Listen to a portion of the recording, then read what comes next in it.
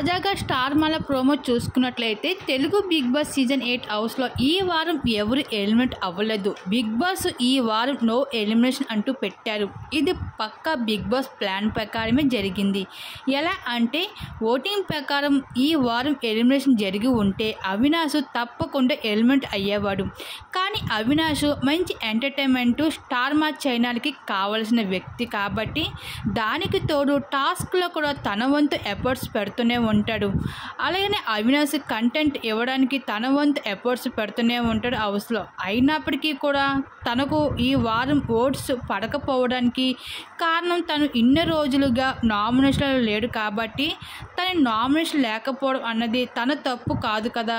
అలాంటి అప్పుడు అవినాష్ ఎఫర్ట్స్ పెట్టినప్పటికీ కూడా ఎలిమెంట్ అవ్వడం కరెక్ట్ కాదు.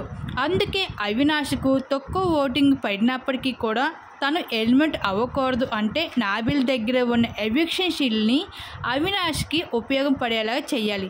అది ఎలా చేయాలి? నాబిల్ ఖచ్చితంగా ఎవిక్షన్ షీల్డ్ అవినాష్కి ఇవ్వాలి. అంటే అవినాష్ ఈ వారం అవినాష్కి తక్కువ ఓటింగ్ పడింది అని నాబిల్కి క్లియర్గా అర్థమయ్యేలా చేయాలి. అది ఎలా చెయ్యాలి? ఈ వారం ఏ కంటెస్టెంట్స్కి మంచి కంటెంట్ వచ్చింది, మంచి ఓటింగ్ పడి ఉంటుంది అని నాబిల్ అనుకుంటాడో ఆ కంటెస్టెంట్స్ని అవినాష్ని బాటమ్ 2లో ఉంచాలి.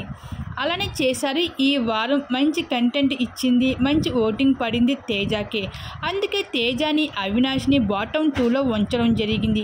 అలా నాబిల్ ఎవిక్షన్ షీల్డ్ని అవినాష్కి వాడడంతో అవినాష్ అయితే సేఫ్ అవ్వడం జరిగింది. ఇంకా ఎవిక్షన్ షీల్డ్ వల్ల అలాగే ఓటింగ్ ప్రకారం కూడా టేస్టీ తేజ సేవ్ అవ్వడం జరిగింది. ఈ విధంగా దీని మీరేమనుకుంటున్నారు? మీ అభిప్రాయం తప్పకుండా కామెంట్ సెక్షన్ షేర్ చేసుకోండి.